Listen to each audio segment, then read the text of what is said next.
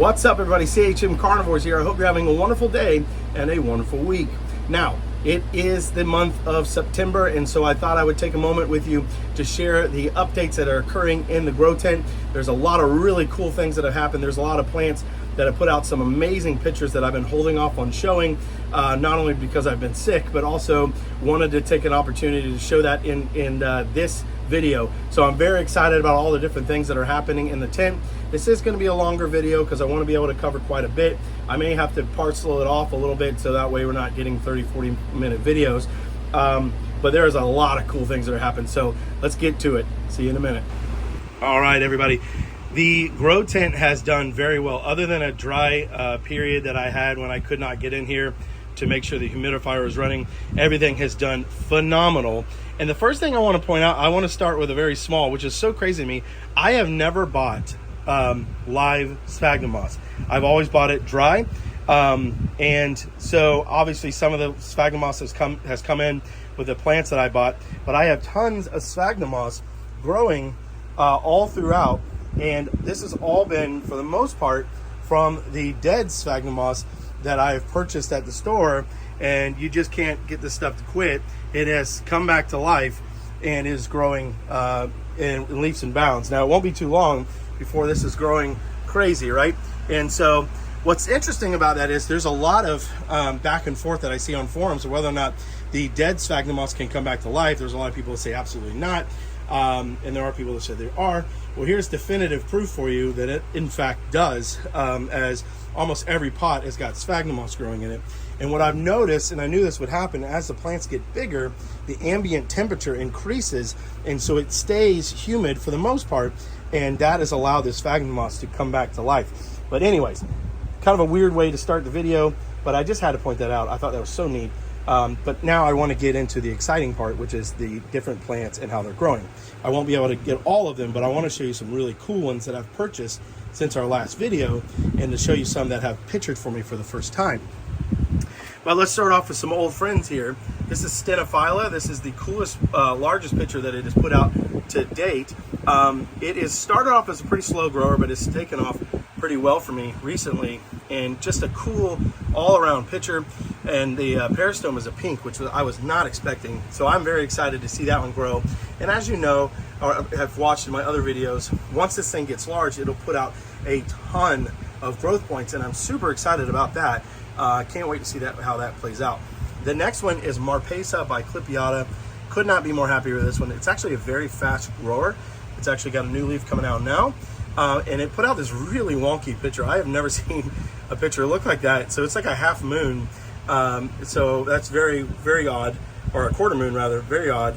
And so excited to see how that one is going to look. Now, the next one that I have, and these are going to be tough to get. If you've ever grown Nepenthes for a long period of time, you'll know they have a really bad habit of producing pictures where they're very hard to get to. I have a new, new Caesar back there that is just now produced.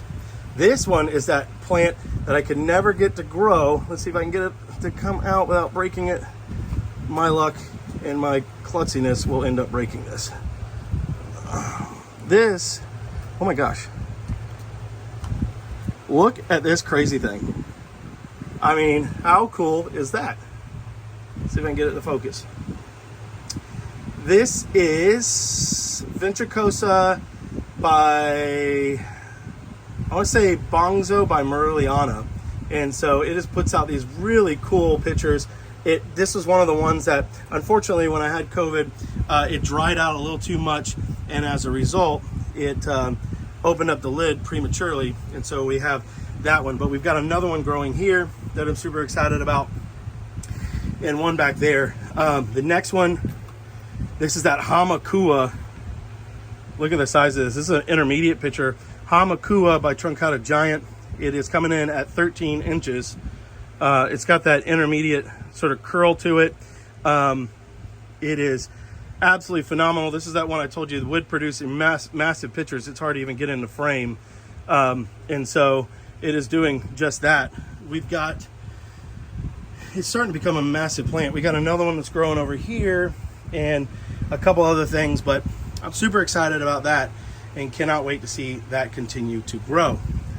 Back here we have the Marpesa, a truncata giant. Again, they always seem to grow where it's so difficult to get to see. We got that going on. We've got Spatulata by Truncata Titan. Sorry if I'm shaking a little bit. I'm still recovering from COVID and I am weak at best. It was a tough COVID experience, but I've gotten through it. This is about my 4th time. So we've got Caesar by Truncata Giant, its newest picture. Absolutely stunning. Looks just like its old picture. So excited to see that one grow out. Let's see here. We've got a lot of, excuse me, I said Caesar. That's a Lotta by Truncata Giant. This one is a Lotta by Caesar. It's got a new picture. Not much to write home about, but this is the one that I told you I broke the growth tip up, and now it is an absolute bush, and it's about to put out more. This one in the foreground right here is one of the most exciting ones that I've bought to date. This is Gabrata by Aristolochioides, and these pictures don't get much larger than this. It is an absolute beauty. Look at these things. I'm going to be shaking like a leaf, but look at that. Isn't that insane? That is so cool to me. So alien. I'm so excited to have this in my collection.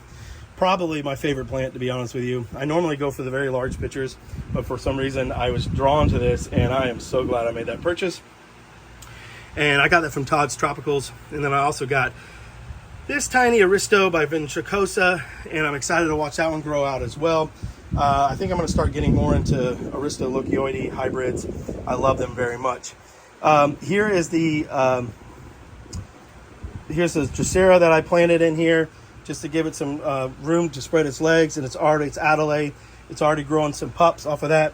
Here's another one that is growing some pups off of them. The Adelaide, I find, don't like to be as wet as some of the other Drosera, and so it is doing great being in this sort of environment in a long fibrous sphagnum mouse. Holy cow. Now, as you know, if you've watched this channel, this Rob Cantley has been a pain in my butt for a couple of years now. I will take any victories I can get with this thing, even if they're this tiny of a victory. This is the first Rob Cantley picture this thing has put on in probably, gosh, I don't even know, a year. And it is definitely not a showstopper, but it is telling me that this plant is finally getting healthy. As you can see, it's still a little bit stressed from water. I try my best to avoid getting it wet, but it's just difficult. But it is making a comeback. Here is the giant Truncata JB by Patian. You've seen that picture, but here's its newest leaf. Put out a big, beautiful, gorgeous leaf, and so I'm excited about that. Back here is my Truncata Titan's Tower, my larger one, growing fine, putting out big leaf jumps. Here's my other JB by Patian, growing just fine, doing well. Here's another one that oddly enough is giving me a hard time, even though it's supposed to be an easy grower. This is Denson Flora by Rob Cantley, and so this is the newest picture I put out. This plant is pretty large, and so it has decided to be a really weak picture producer for me, but that's all right. It's making a comeback. Here is my Truncata JB by Giant, putting out a growth point. This one I'm so excited. It just will not produce a picture for me, but it is growing okay. That is Spatulata by Mariliana. Now, it is known to be a very, very difficult plant to grow. Very, very moody, but it is starting to grow for me, and so I'm happy about that. All right, my Spatulata by Rob Cantley are all growing very nicely. On Instagram, Rob Cantley has a video of a large form that an adult form of these Spatulata by Rob Cantley. And remember, I told you they're huge. You got to go take a look at those. They are 18 inches easily, maybe more. They are enormous plants. So I've got quite a few of these here. I don't know what I'm going to end up doing them as they get bigger. I may do like a giveaway or something to help get some room because they are filling up quick. All right, what else? Our seedlings are doing just great. They are growing very well. Not all of them have grown, and that's okay. I knew I bought some really old seeds. So I knew I was taking a risk, but they were cheap. And I thought, heck, I'll take a chance. The Briggsdiana that I have up here, see if I can get it to focus, is loving it. Briggsdiana is an easy grower, but I think I had it in a position that just wasn't very fruitful for it. And since I put it up here with more light, it has grown in leaps and bounds. Same with the Rebecca Soper. Oh, sorry, the camera work is not the best, but I am barely hanging on right now. Here is a new Talented Tower picture. So I'm very excited about that one. Overall, everything has grown very well. I'm not going to show all the plants. I may end up doing it in another video when I've got more energy. But one thing I did want to show is come on down here. And so I decided to bring my Drosera capensis inside, as you guys know. And they are doing better. They're all turning red, which is a good sign that they are getting enough light. One thing I have struggled with, and I was not, I guess, expecting, is it might be a little too humid in here. I might have to put up a barrier. They like humidity, but I keep it very humid in here. It is very humid. And so as a result, some of the flower stalks are getting some fungus on them. So I'm going to continue to watch that. I'm going to do a video here soon on how to grow these and how to get different ways of propagating them. They're extremely easy to grow, extremely easy to propagate. And so I will be showing you how to do that. But I just love them. I have neglected these for a very long time and have decided now that I want to go ahead and grow them out. And so I'll be sharing that journey with you. Here's some nutting or flare, I think it is, Utricularia. Here's longifolia. And here's some just other ones down here. This one is that Rob Cantley ventricosa that has been a struggle bus for me for the longest time. I finally got it saved, and then of course sat on the growth point and broke it because that's the kind of klutz I am. But it is now putting out a new growth point. You can see it in there. And it's also got its basil doing just fine. Here is one of my pulchra hybrids. There's my other pulchra hybrid. Everything is getting basils, which I'm super excited about. And so who doesn't love free plants, right? All right, y'all. Oh, one last thing. This is a Rob Cantley by Raja. A Raja by Rob Cantley. If you follow my channel, you know this thing is just insane. This has been the worst plant I think I've ever owned in my life. As you can see, it doesn't look great. I broke the growth point twice on it. The first time I had to cut it because it got root rot or stem rot, but it finally is growing. And you know what? Small victories. If I can get it to focus, there's a microscopic picture on that plant. I will take that as a huge victory any day of the week. So very excited about that. Probably the best thing that's happened since our last video is this plant. I got to end with this. I mean, come on. Look at those pictures. Isn't that insane?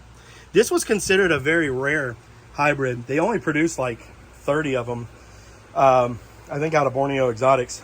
And so it is just, so when they first came out, they were stupid expensive. But just growers have taken it on and started making their own. And boy, I'm glad they have. So you're taking two of the most dainty, small Nepenthes and just getting something absolutely magical. Both have very long tendrils. Both have this very beehive-shaped picture. I mean, come on. How amazing is that? I love this plant. I'm going to do a video on it, highlighting it a little bit more and talking about it. But all right, y'all. That's all the energy I got. I hope you've enjoyed this shorter tour, and I look forward to your comments and getting back in touch with everybody. I hope you're doing well, and yep, take care. Have a great week. Have a great day. See you soon. Bye-bye.